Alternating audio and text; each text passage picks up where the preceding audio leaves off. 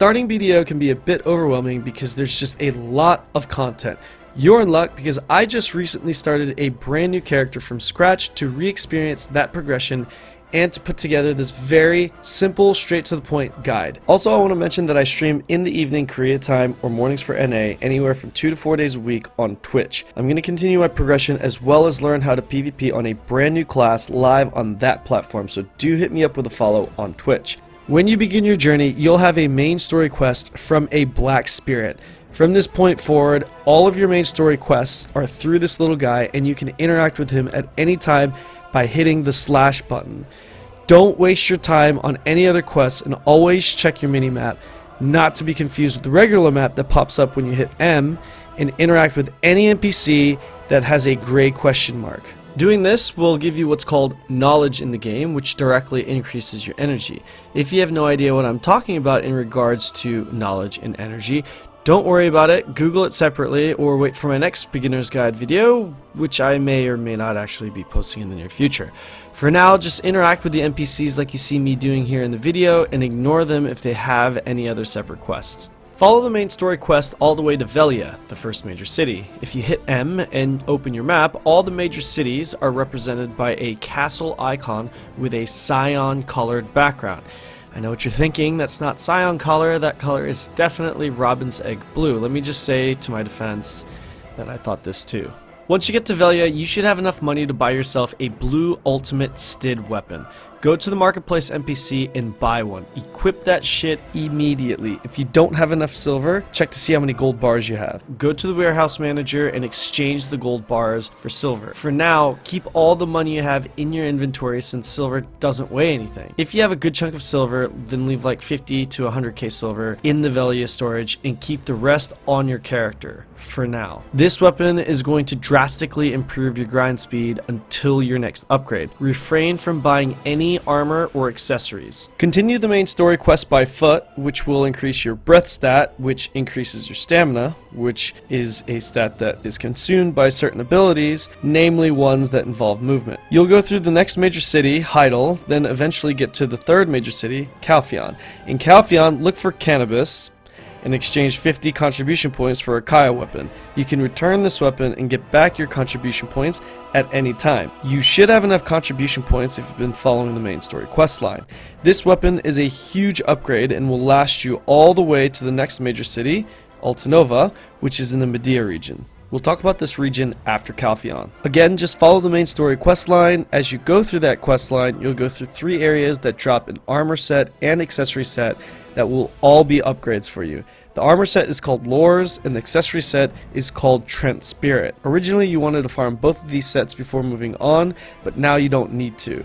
If you get the drops from the mobs as you progress, great. If not, no big deal. You'll get armor pieces as you progress through the main story, which is good enough to keep you going. Continue the main story quest again, and you'll reach an area called Hexe Sanctuary. You'll notice there's a zone quest that has you kill a bunch of mobs for some witch earrings. You could do this 3 times for 3 earrings. I'd suggest doing this now or later because those earrings have good silver value. Personally, I sold as is for that extra silver so I can invest my money elsewhere. Also, when you're almost done with the Calpheon region, you'll get a free tier 5 mount in Trent, another major city, that automatically comes with the sprint and instant acceleration skills maxed out.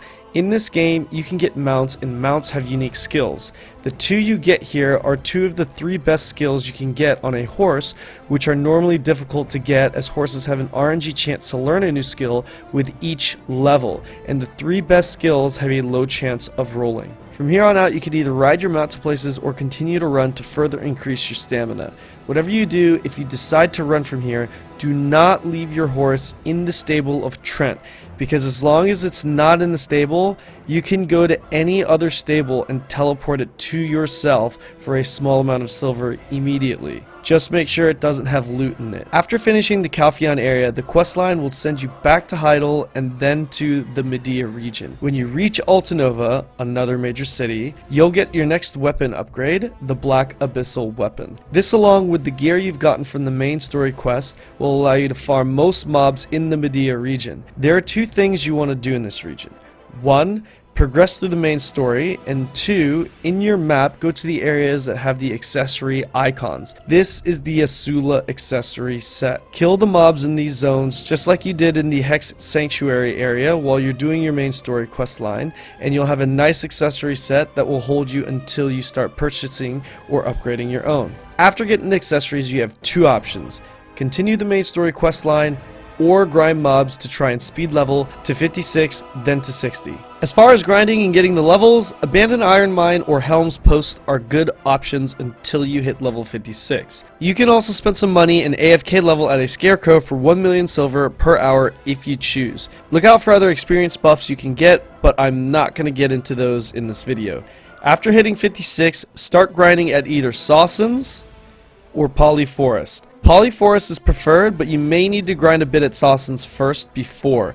The ideal way to level up is to actually join a friendly guild that would be willing to let you leech experience in a Miramok party. You could literally hit 60 in just a few hours if you have experience buffs going. The reason someone may want a speed level is because the remaining upgrades for weapon and armor are all through levels.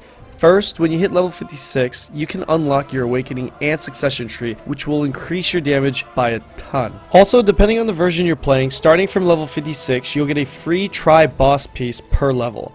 This is huge because getting a full set of boss gear at tri-level would take a very long period of time to get otherwise. You'll get a full set of tri-boss gear, armor and weapons. You'll get the weapons first, then the armor. To claim the weapons, all you have to do is hit Y and claim the chest reward. The armor is claimed the same way, but you don't get the chest right away. You get a scroll-like thing that gives you a relatively easy mission to complete, which then gives you the chest. If your version does not have this yet, then you should make your way over to the Western Guard Camp after hitting level 56 and get your cliff weapons. These weapons start at plus 15, and it'd be a good idea to spend your silver you've been saving to upgrade it to the tri-level.